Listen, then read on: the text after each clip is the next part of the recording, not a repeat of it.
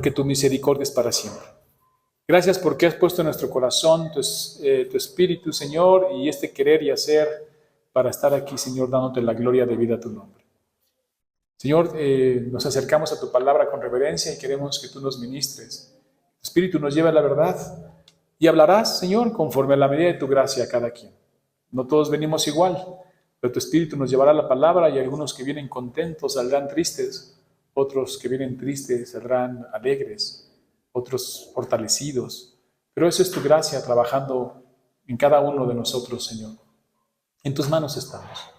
Guíame, Señor, para exponerla fielmente. Te lo pido en nombre de Cristo Jesús. Amén. Muy bien, bueno. Ya vamos a terminar los milagros de Jesús conforme a Mateo. Es este y luego sigue otro y se termina. Iniciaremos las parábolas. Pero lo hemos hecho conforme a Mateo, porque es muy interesante. La audiencia de Mateo es una audiencia judía. Por lo tanto, Mateo a veces omite algunos detalles que se ven en Marcos o que se ven en Lucas, porque él entiende que la audiencia es judía, les dice cosas que ellos en sí mismos ya entienden por su propia cultura. Y aquí vamos a ver qué interesante es, porque vamos a Mateo, capítulo 17, vamos a leer del 24 al 27. Y el contexto de este pasaje, sobre todo la ciudad, es muy interesante que se dé esta circunstancia. Conocer la relación de Jesús con la ciudad Capernaum es importantísimo para poder profundizar en la enseñanza que el Señor nos quiere dar esta mañana, ¿no? Entonces repito la cita, hermanos. Mateo, capítulo 17, del versículo 24 al 27, y la palabra de Dios dice así: Cuando llegaron a Capernaum, vinieron a Pedro los que cobraban los 2 dracmas, y le dijeron: ¿vuestro maestro no paga los dracmas? Él dijo: sí. Y al entrar él en casa, Jesús le habló primero diciendo: ¿qué te parece, Simón? Los reyes de la tierra, ¿de quiénes cobran los tributos a los impuestos o impuestos? ¿De sus hijos o de los extraños? Pedro le respondió: de los extraños. Jesús le dijo: luego los hijos están exentos. Sin embargo, para no ofenderles, ve al mar y echa el anzuelo, y el primer pez que saques, tómalo. Y al abrirle la boca, hallarás un estatero. Tómalo y dáselo por mí y por ti. Muy bien. Este evento y este milagro se da en Capernaum. Y es importante entender la relación de Jesús con esta ciudad. Es la ciudad donde Jesús vivió buena parte durante su ministerio. También es una ciudad que él reprendió fuertemente, de una manera durísima. ¿Qué les dijo? En Mateo 11, 23, 24, vamos a encontrar esta cita que Jesús dice sobre Capernaum. Porque si en Sodoma se hubieran hecho los milagros que han sido hechos en ti, habría permanecido hasta hoy. Por tanto, os digo que en el día del juicio será más tolerable el castigo para la tierra de Sodoma que para ti. Wow. ¿Por qué? Porque Sodoma había visto muchos milagros allí. Allí Jesús hizo sanidades, sanó al centurión, al siervo del centurión, Capernaum. El paralítico, hizo liberaciones. Todo eso hizo Jesús en esta ciudad donde estuvo la mayor parte de su ministerio viviendo allí. Pero muchos de ellos no se arrepintieron.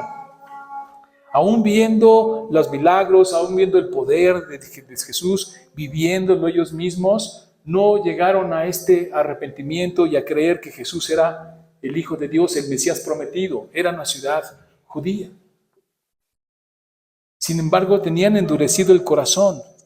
Y lo que les dice es, Jesús contrasta a Sodoma con Capernaum. ¿Y por qué? Porque mayor luz trae mayor responsabilidad. Ese es un principio que vamos a aprender esta mañana, que tiene que ver con todo esto. El principio lo podemos entender desde Lucas 12:48. La palabra de Dios dice así: Mas el que sin conocerla hizo cosas dignas de azotes será azotado poco, porque a todo aquel a quien se haya dado mucho, mucho se le demandará, y al que se le haya dado confiado, más se le pedirá. O sea, mientras más bendición hay, mientras más luz hay allí, más se te demanda. Que es el juicio que hace Jesús a la ciudad de Capernaum. Aquí se vieron milagros, poder, se derramó gracia, hubo sanaciones, y aún así ustedes no se arrepienten, entonces mayor juicio tendrán que Sodoma y Gomorra. Y todos sabemos lo que implica Sodoma y Gomorra. Difícil, ¿no? Si se hubieran hecho esos milagros aquí, la ciudad permanecería. Pero ustedes... Y vemos este principio que es aplicable, aunque estamos hablando del siervo en Lucas, de una persona, pero el principio es el mismo. Se te da más, más se te demanda. Y en base a eso está el juicio para Capernaum. Pero aquí tenemos que entender qué tiene que ver con nosotros todo esto. No solo este principio es aplicable tanto para la ciudad como para las personas, sino también Santiago dice esto: el que sabe hacer lo bueno y no lo hace, le es pecado. Si tú tienes conocimiento del bien, tienes conocimiento de lo que es la bendición, la gracia de Dios, y la detienes y la restringes, te cuenta como pecado. No hay una omisión así de, es que no podía, no quise. Te cuenta como pecado, porque entre más hay revelación y más hay luz, más se te va a demandar. También Hebreos usa este principio aplicado cada uno en su contexto, pero también ese es el mismo principio. En Hebreos 2:3 dice: ¿cómo escaparemos nosotros si descuidamos una salvación tan grande? La cual, habiendo sido anunciada primeramente por el Señor, nos fue confirmada por los que oyeron. Ahí está el mismo principio. ¿Se te ha revelado? ¿Se te ha dado conocimiento? ¿Se te ha bendecido? ¿Has recibido bendición en tu corazón? ¿Has recibido bendición en tu casa? ¿Dios te ha prosperado? ¿Dios te ha bendecido? ¿Te ha sanado? No sé. Hay muchas maneras en las que tú has recibido la bendición de Dios. ¿Cómo respondes a eso? Porque se puede andar. Y este principio lo puedes aplicar de muchas maneras. Lo puedes aplicar de una forma personal, de una forma familiar y de todas las maneras posibles, inclusive en la iglesia misma. ¿Qué se te ha dado? ¿Qué te ha dado el Señor? ¿Cuántas bendiciones no has recibido? Ahora, ¿has recibido una esposa? ¿Has recibido hijos o esposo, según sea? Se te va a demandar, ¿no? ¿Qué hiciste con la familia que te di? ¿Has recibido conocimiento de salvación? ¿Qué hiciste con ese conocimiento? ¿Perseveraste? ¿Confiaste? Y es lo que está haciendo Jesús en esta ciudad. Y se ve que era tan duro el corazón de los de esta ciudad, viendo todo lo que hizo, que van y le cobran el impuesto. Ahí está la dureza. Cualquiera diría, bueno, pues no se lo cobres, ¿no? ¿Quién es Jesús? A lo mejor no lo reconocen como Mesías, pero dicen, bueno, es este rabí que ha hecho milagros, ha sanado personas. ¿Qué dirías tú? Pues omite cobrárselo, ¿no? No, lo tratan como otro más. Y Jesús, lejos de ofenderse, porque podría hacerlo, contesta de una manera hermosa. Dice, dalo para que no se ofendan. Pero vamos poco a poco. Lo primero que quiero trabajar con ustedes es este principio y quiero hacerte la pregunta personal.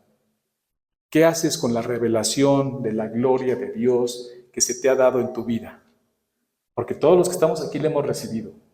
De una u otra manera hemos recibido esa revelación, esa luz, esa bendición. Inclusive muchos de nosotros podemos levantar la mano y decir, a mí me ha sanado.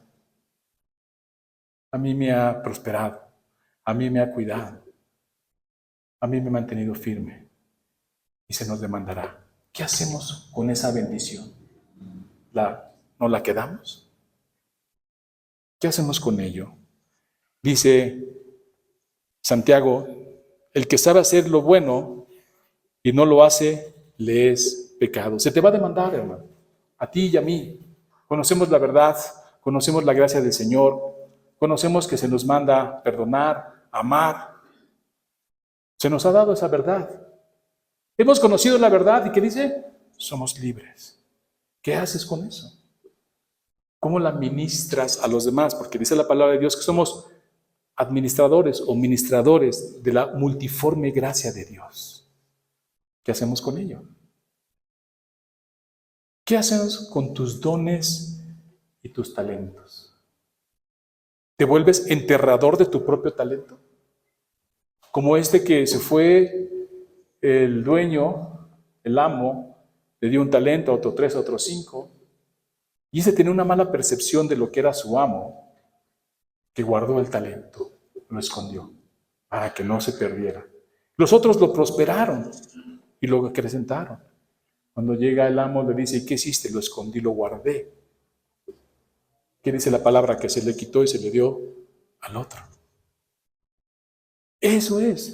Dios nos demanda que si Dios te ha dado dones y talentos, los pongas al servicio de la iglesia, porque para eso son. La Escritura dice claramente que son para la edificación del cuerpo de Cristo. Y muchas veces somos enterradores de nuestro propio talento, pero se nos va a demandar. Hay un canto hermoso que decimos que ponemos todo al Señor, mis bienes, mi intelecto, dice el canto, que mi vida entera esté consagrada a ti, Señor. Y habla de todo lo que somos como ser. Y me encanta mucho porque dice que mis bienes no pueda ocultar yo de ti. Y también dice que mi sabiduría esté puesta para ti. Porque si Dios te ha dado intelecto, porque viene de Él, todo buena dádiva y don perfecto desciende del Señor de las luces. Él te lo dio. ¿Qué has hecho con eso? ¿Qué has hecho para la edificación del cuerpo de Cristo? Y aquí está. Se va a demandar. Y ese es el primero que quiero que entiendas, cómo Jesús está ahí en esta ciudad, Capernaum, judía, se manifestó grandemente y siguen duros de corazón. Duros.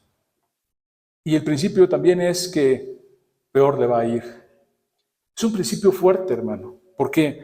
Porque lo que está diciendo Jesús cuando dice esto, de que le va a ir más fuerte a Capernaum que a Sodoma, está diciendo que lo que hagamos aquí hoy en día, en este mundo, en este siglo, tiene repercusiones en el siglo venidero, en la eternidad.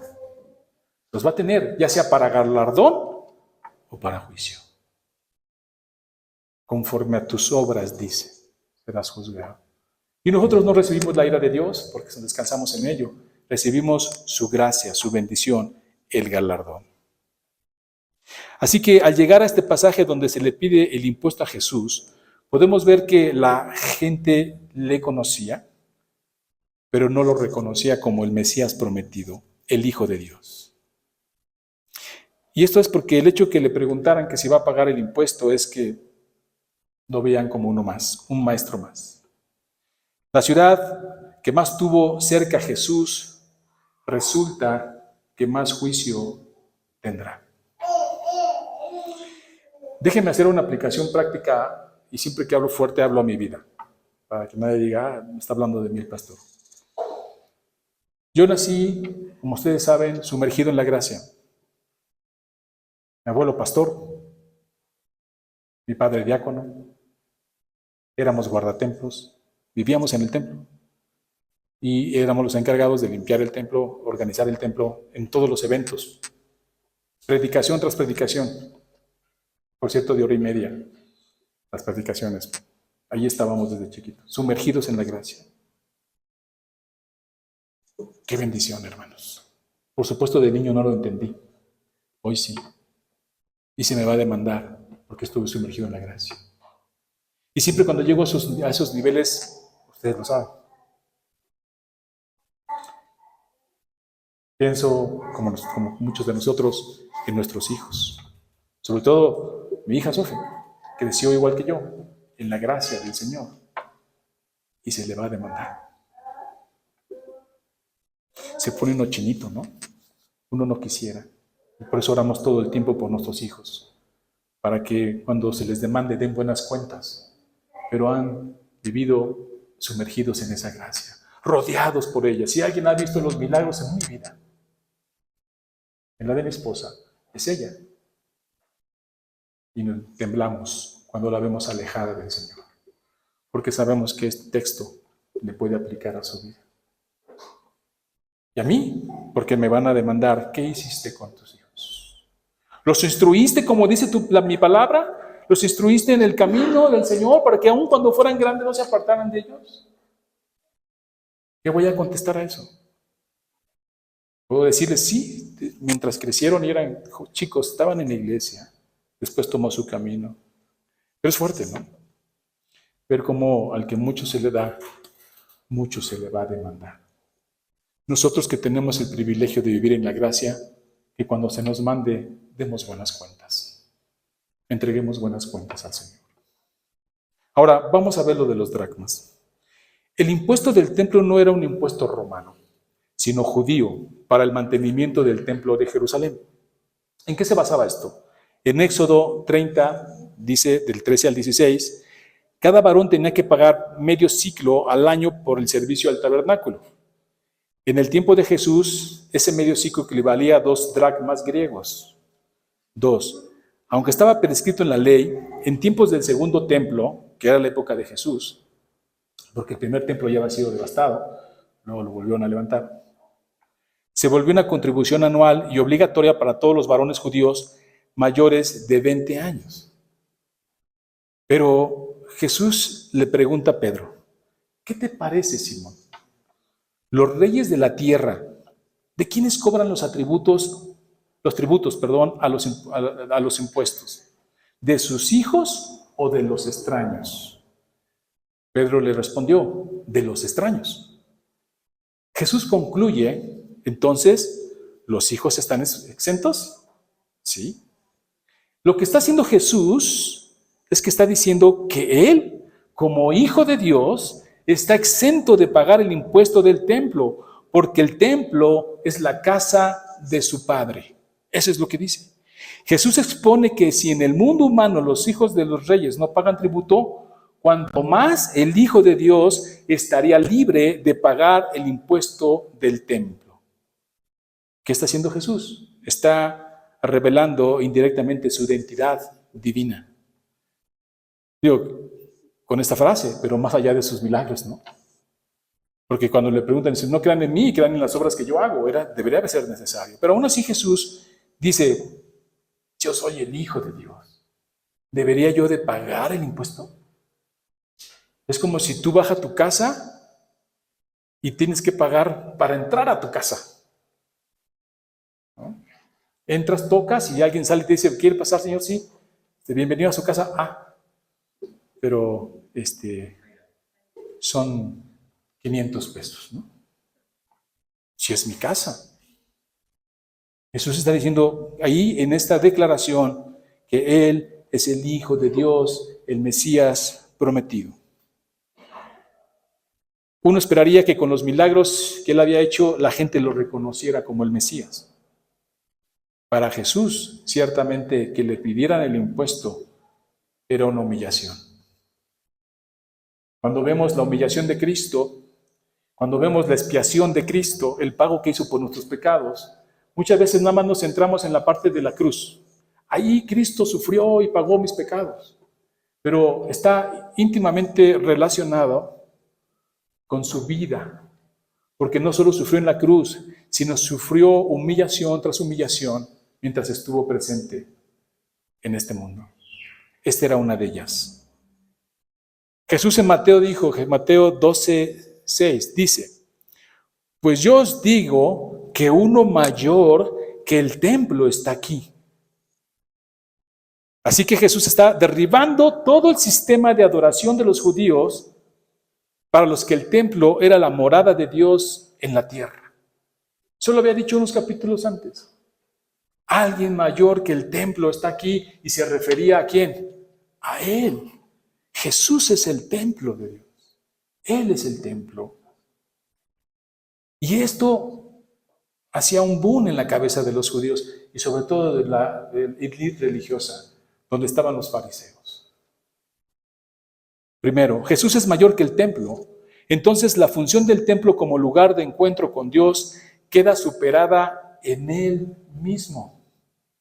Colosenses 2:9 dice, porque en Él habita corporalmente toda la plenitud de la deidad. Él es el resplandor de la gloria de Dios. Como si dijéramos el brillo de la luz. Cristo. Pagar impuestos por el templo es como si el dueño de la casa pagara por entrar. Y aquí quiero que hagamos una reflexión, hermanos, personal. Porque todo este conocimiento y toda esta reflexión tiene que ver con nosotros. Yo te quiero preguntar, ¿acaso podemos caer en el error de pensar que algo es mayor que Jesús como el templo de Dios? ¿Podemos caer en ese error? Y déjame hacerte una pregunta, hermano. ¿Qué es lo santo en la iglesia? ¿Las copas de la Santa Cena? ¿La mesa que usamos, que ahora ya le pusieron allí el pie para grabar? ¿Las sillas? ¿El lugar mismo? Lo santo en la iglesia somos nosotros, el cuerpo de Cristo. Ese es lo santo. Nosotros somos lo santo en la iglesia como cuerpo de Cristo viene a ser, según Primera de Pedro, capítulo 2, no un edificio en Jerusalén, hermanos, no un edificio en Jerusalén físico, literal, no, sino unidos en Cristo, nosotros somos el templo donde habita el Espíritu Santo de Dios. Morada, piedras vivas, dice Pedro. Jesús es la piedra angular por excelencia, la piedra viva según el Salmo 118:22, Isaías 28:16. Jesús está derribando todo el sistema de adoración de los judíos. ¿Por qué? El dracma pertenece al sistema del antiguo pacto, donde hay un templo físico, hay sacerdotes humanos, hay un sistema de mantenimiento económico para sostener el culto. Pero en Jesús, hermanos, en Jesús, Él mismo es el nuevo templo. Juan 2:19-21 dice, respondió Jesús y les dijo, destruid este templo y en 3 días lo levantaré. Dijeron, luego los judíos, en 46 años fue edificado este templo y tú en 3 días lo levantarás, mas él hablaba del templo de su cuerpo. Así que hermanos, lo santo en la iglesia no es el lugar. No nos reunimos en Cristo por relación al lugar, ni siquiera es nuestro. No es relevante hoy en esta era del nuevo pacto, donde Cristo es el templo. Nos reunimos en este lugar como base, sustento y fundamento en Cristo Jesús. Él es el templo. De hecho, la palabra de Dios en Mateo enseña que Él está de forma especial el día domingo de la reunión de la asamblea principal. Ya lo hemos estudiado muchas veces. Cuando Jesús dice, la palabra de Dios dice, donde están 2 o 3 reunidos en mi nombre, ahí estoy yo. Y siempre nos preguntamos, pero si Dios está en todos lados, ¿o no? ¿Por qué dijo eso? Porque ese día, en la reunión especial, en el contexto de ese pasaje, está hablando del domingo, en la reunión principal de la iglesia, y está diciendo, allí yo estoy de forma especial. Y lo hemos visto una y otra vez. El lugar no es lo santo, sino la presencia especial de Dios. ¿Por qué? Porque en la presencia especial de Dios se da también en la zarza, ¿se acuerdan? Cuando le dice a Moisés, Moisés, quita tus sandalias porque el lugar que pisas santo es. ¿Pero por qué era santo si era un camino libre? Porque Él estaba de forma especial. Y así es aquí. Hoy nos reunimos en Cristo Jesús, en su nombre, a adorarlo, y Él está de forma especial. Y Él es el templo de Dios. Y nosotros, asidos a Él, somos esas piedras vivas, dice Pedro, que en las coyunturas va creciendo, se va juntando y vamos siendo uno en Cristo. Morada de Dios. Ahora ya no mora en un lugar, hermanos. Yo sé que a veces la fraseología y la manera de usar las palabras, decimos, nos vemos en la iglesia. Lo correcto, según la fraseología y el término debe decir, nos vemos en el lugar de reunión de la iglesia, ¿no? Pero pues ya lo usamos así y sabemos a qué queremos decir, ¿no? No es el lugar, somos nosotros. Y Jesús derriba este sistema cuando dice que uno mayor que el templo está aquí. Así que el sistema de sacrificios y mantenimiento del templo A partir de que Jesús dice, yo soy el templo mayor que él, quedará obsoleto en Cristo. Hoy está obsoleto. Hebreos 8:13 dice, al decir nuevo pacto ha dado por viejo el primero, y lo que se da por viejo y se envejece está próximo a desaparecer. De allí la importancia de, hermanos, de verdad, de no creer que en un futuro se restaurará el templo de Jerusalén y se activará el sacerdocio y otra vez va a haber sacrificios. No creemos eso, porque todo eso se cumplió en Cristo. Él es el templo. Él entró una sola vez y para siempre, como el sacerdote en el orden de Melquisedec, que ya no muere y ya no se necesita hacer ni otro templo, ni más sacrificios, ni establecer sacerdocio. Él es nuestro sacerdote. Además, la profecía de que nosotros íbamos a ser sacerdocio santo se cumple en nosotros, en Cristo Jesús. Todas las promesas hechas de Dios a su pueblo, ¿qué dice Pablo? Son un sí y son un amén en Cristo. Están cumplidas en Él.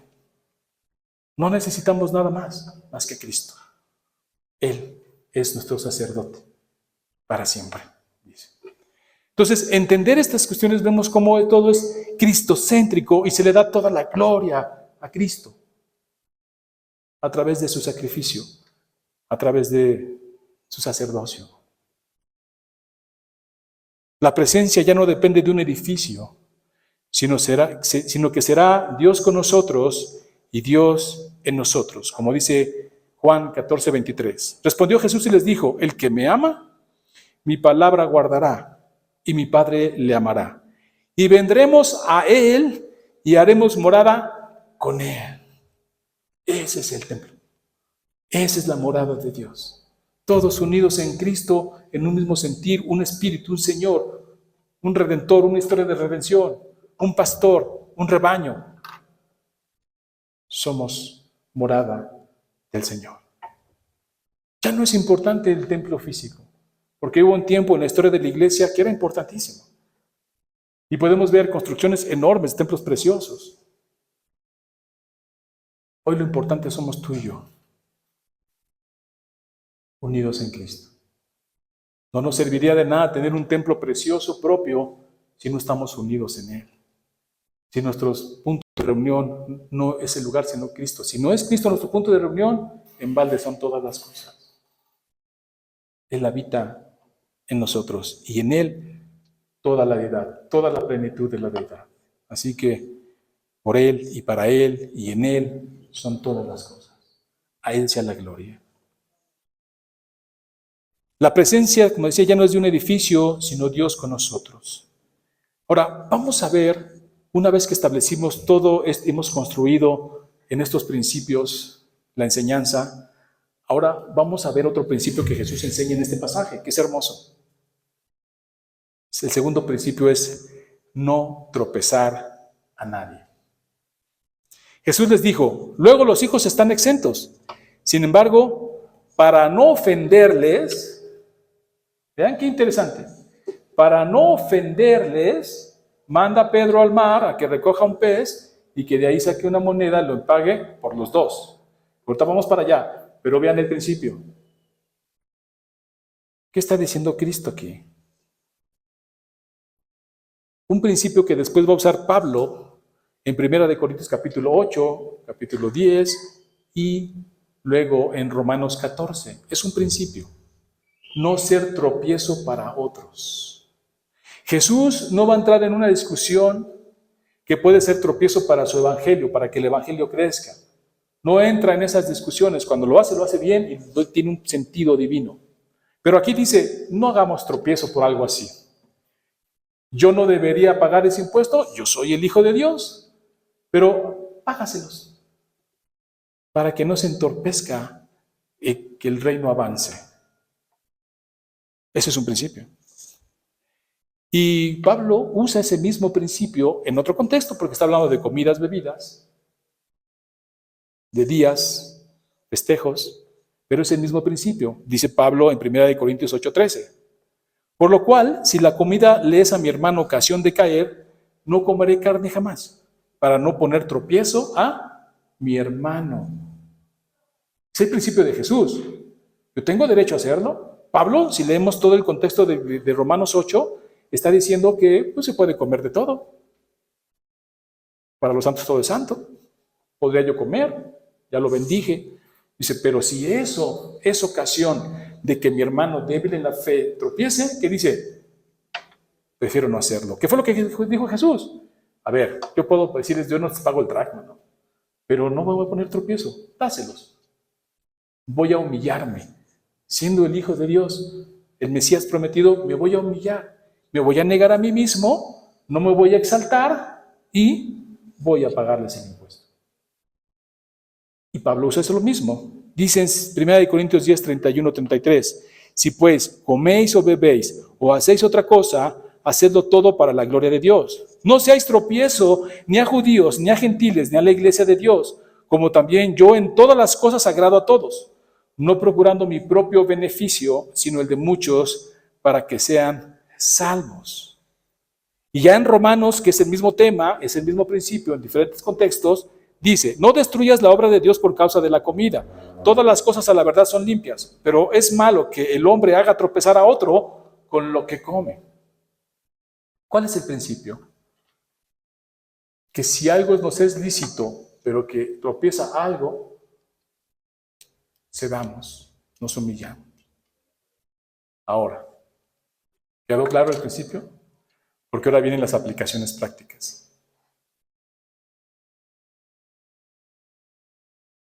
Podemos empezar con, ¿qué te parece el matrimonio? Que ayer tenemos reunión. Yo tengo derecho a ciertas cosas como esposo, mi esposa igual. Pero muchas veces podemos entrar en una diferencia de opinión. Yo estoy seguro que yo tengo derecho a eso, pero ¿qué hago? No te preocupes. Cedo, ¿no? Ese es el principio.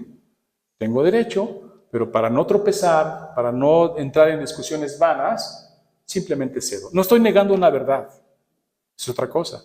Simplemente por amor estoy cediendo y usando ese principio. No tropezar a alguien. Eso lo apliqué yo en la casa. ¿Qué tal en la iglesia?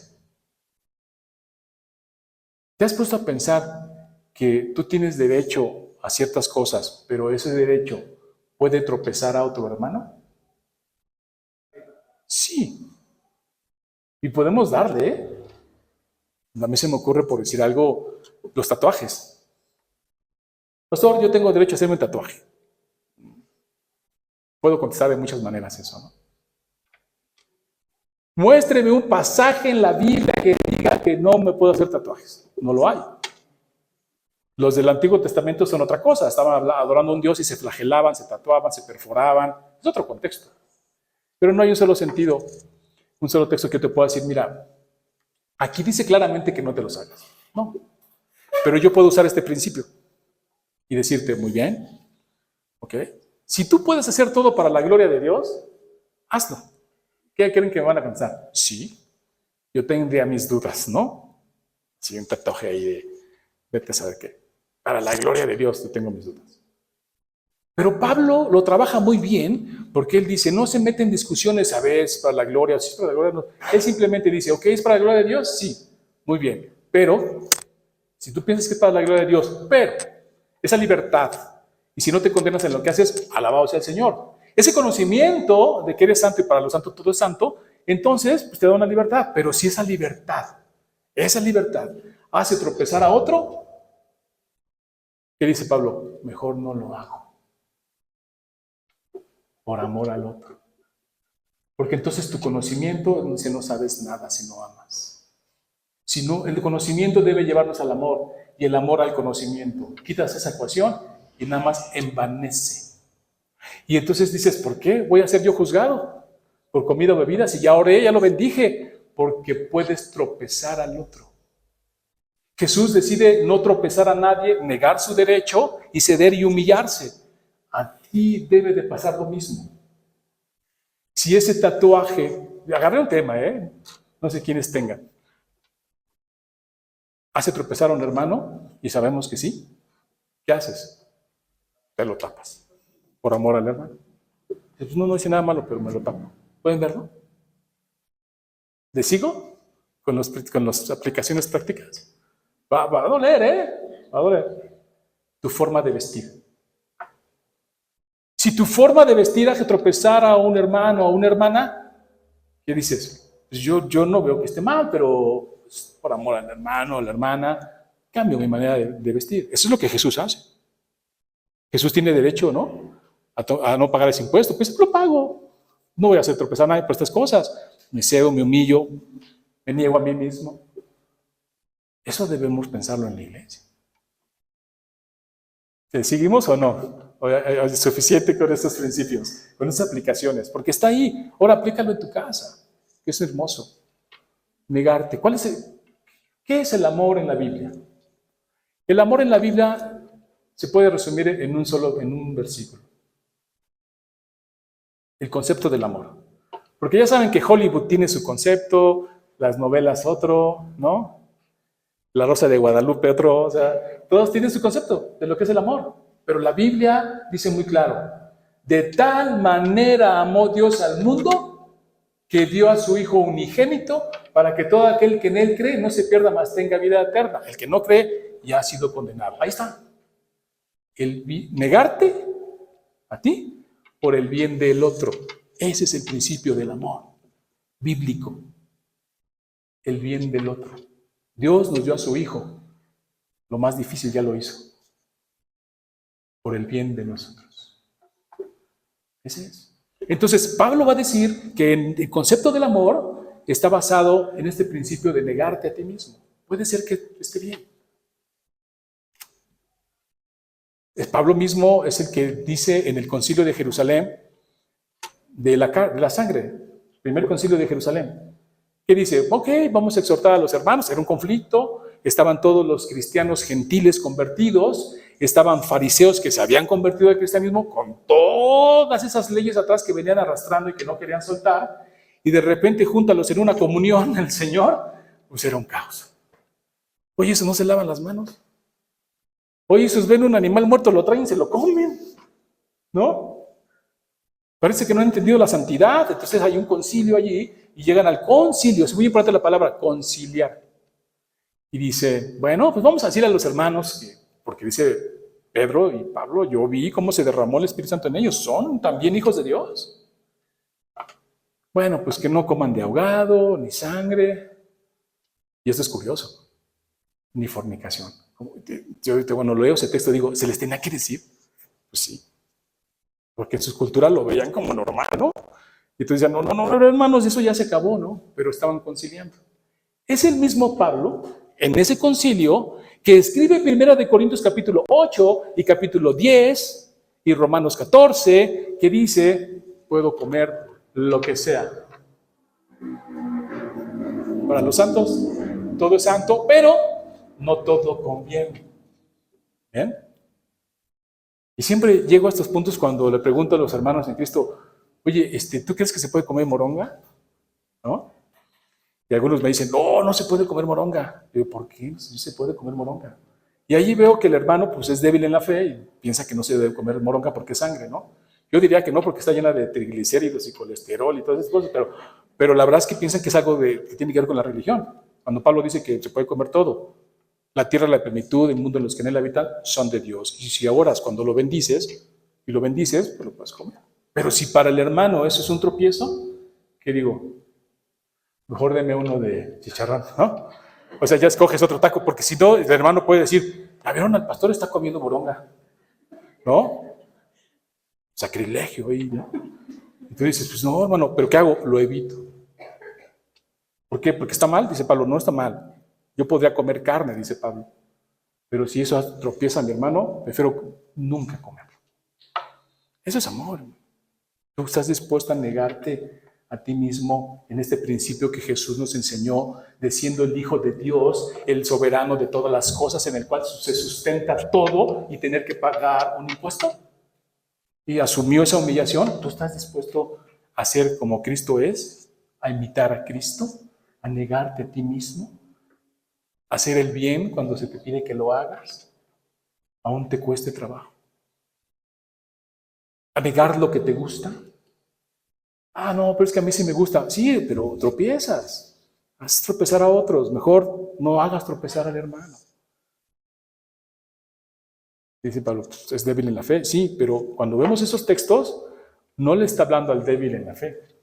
Le está hablando al que tiene conocimiento. A eso se refiere. En el 8 y en el 10 está haciendo una reprensión a estos hermanos que nos creemos muy espirituales, que nos creemos muy elevados, que nos creemos muy intelectuales y nos dice, tienes conocimiento. Sí, pero no amas. No tienes nada, no sabes nada. A ellos es la reprensión. Porque si tú sabes que esto es bueno, pero le molesta al hermano y no tienes el corazón para evitarlo, no amas. Y tu conocimiento es bien. Aplícalo en tu vida todo el tiempo, con tus hijos, con tu familia, con tu esposa, con tu esposo, en tu trabajo. Que reflejemos a Cristo. No, pero a veces decidimos pelear la batalla, decimos, ¿no? Y ganamos el argumento, ¿cómo dice el dicho? Pero perdemos al hermano, ¿no? O sea, yo le gané, le demostré que yo estaba bien y el otro se va, no quiero saber nada de los cristianos. Son necios. Cuando se nos pide amar. Y luego vemos todo el contexto en que Pablo dice, vamos a, dice, no entres en discusión con el débil en la fe. Él todavía piensa que nada más se debe comer legumbres. Él todavía piensa pues, que se debe de guardar unas fiestas y todo. Nosotros ya hemos avanzado en eso y sabemos que todos los días son del Señor, ¿no? Pero dice, no discutas, no contiendas con él. Ámalo. Ayer veíamos en la reunión de matrimonios que Colosenses nos repite 3 veces que seamos agradecidos y que nos toleremos unos a otros y que nos perdonemos unos a otros. Que nos neguemos, hermano. Nígate eso. Siempre queremos salirnos con la nuestra. Y a veces en lo más sencillo, en lo más práctico del hogar, ¿no? ¿Qué vamos a comer, no? Hasta lo más sencillo, hermano, de verdad. No, yo quiero esto. No, yo quiero el otro. Y luego ya hay una discusión en medio de todo eso y ya ni comes a gusto, ¿no? Hermanos, Jesús nos muestra negarnos a nosotros mismos, siendo Él el Rey de Reyes, Señor de Señores, pagó ese impuesto. Hermoso, ¿no? Seamos como Cristo es. Luego de ahí avancemos a lo que es el milagro, dicen. Luego los hijos tan extensos, sin embargo, para no ofenderles, es que eso me mueve, me maravilla, porque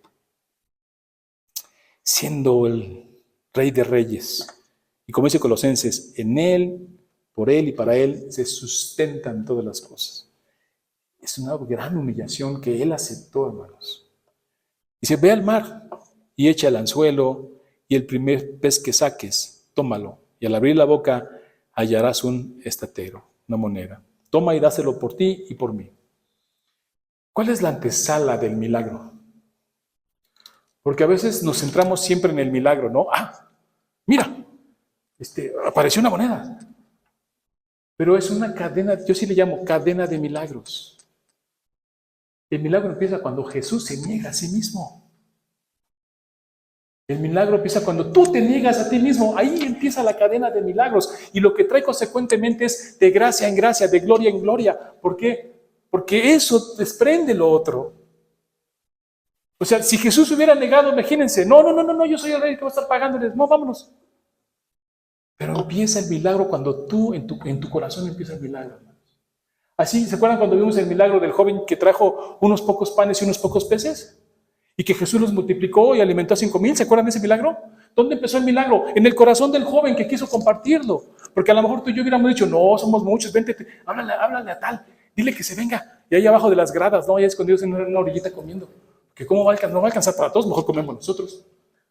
Cuando quieres dar, cuando te niegas, cuando ofreces, empieza el milagro. Porque el milagro empieza en tu corazón.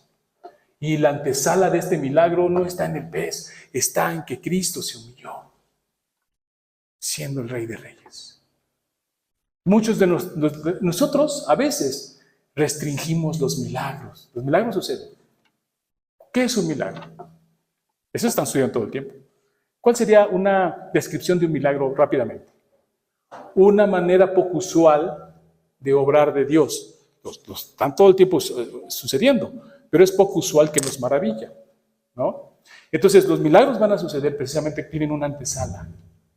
Y aquí es el negarte a ti mismo. Si tú tienes un conflicto en casa, dices, Señor, es que yo no, es que, ¿cómo voy a arreglar este conflicto con mi esposa? ¿Cómo voy a arreglar este conflicto con mis hijos? ¿Con mis padres? ¿Cómo lo voy a arreglar? Humíllate.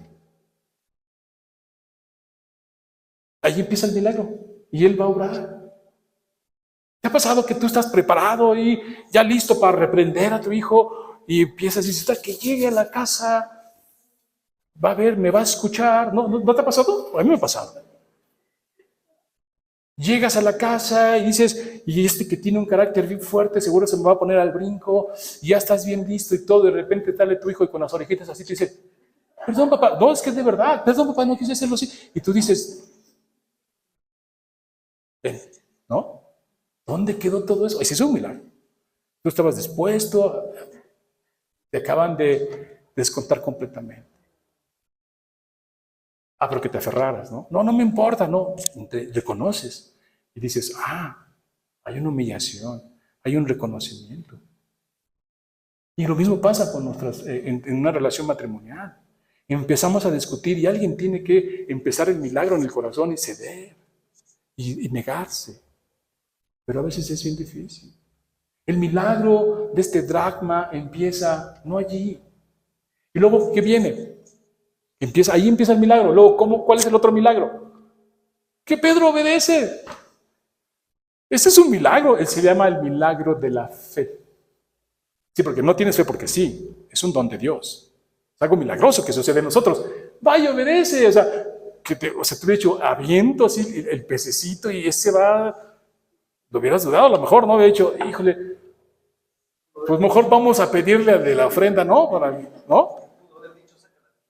Sí, hubiera dicho, ¿yo qué traigo? ¿Para qué vamos al bar? ¿No? O sea, no, obedece.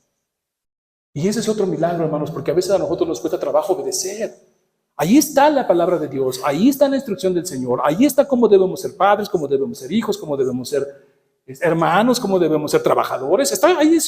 Ahí está el manual del cristiano. Pero luego decimos, ¿cómo? ¿Así nada más? Así. Ese es el milagro. Creer en las promesas del Señor, creer en sus estatutos. Y el primero es, niégate a ti mismo. Y va Pedro y obedece. Ahora, el siguiente es, Jesús se humilla, Pedro obedece, y luego saca la moneda, ¿y qué le dice Jesús? Paga por los dos. En esa figura está el Evangelio reflejado. Cristo pagando por nosotros. Pudo haber dicho, bueno, pues yo ya pagué, o es Pedro, a ver cómo le haces, ¿no? Por los dos.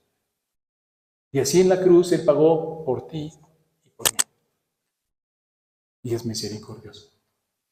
Pagar. ¿Pueden ver, no? Él es un Dios cercano. Él es un Dios misericordioso. Dice que Él fue tentado en todo como nosotros y que es sensible para apiadarse de nosotros que somos tentados. Es un Dios presente en tu problema, es un Dios presente en tu necesidad. Y esa es una prefigura de lo que Cristo hace en la cruz, pagando por ti y por mí. Y si ves bien la prefigura, es pagando por ti y por mí sin tener que hacerlo, porque Él era el Hijo de Dios. Y en la cruz es lo mismo, pagando por ti y a mí, por mí, sin tener que hacerlo, porque Él no tenía pecado. Y esa es la prefigura de lo que significa que sacara esa moneda y la pagara por los dos. Y eso es la cruz de Cristo para ti y para mí. No tenía por qué hacerlo, pero lo hizo, y lo hizo por amor. Y por eso nosotros nos reunimos en su nombre a darle toda la gloria. Pero no solamente es reunirnos hoy en su nombre y darle toda la gloria, sino en tu vida diaria. Esa es la manera que amamos al Señor, como obedeciéndolo. El que me ama, ¿qué dice? Me obedece. Obedece mis mandamientos. Así que, hermanos, la invitación es llevar estos principios que Jesús nos enseña en esta narrativa a nuestra vida diaria en todas las circunstancias. Quítate el orgullo. Más aún, pídele que te lo quite, que te lo arranque. ¿Y sabes qué? Es doloroso, ¿eh? A veces cuando decimos, Señor, quítame el orgullo, bueno, de hecho, muchas veces no decimos eso, sino decimos, dame paciencia, ¿no? O sea, le echamos la culpa al otro. Este me saca de mis casillas, entonces dame paciencia para aguantarlo. Es que eres orgulloso, porque mientras más orgulloso eres, menos paciente eres.